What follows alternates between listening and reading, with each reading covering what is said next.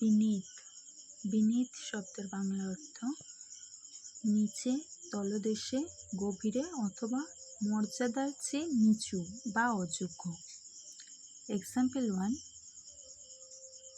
The ancient fossils were found deep beneath the Earth's surface. The ancient fossils were found deep beneath the Earth's surface.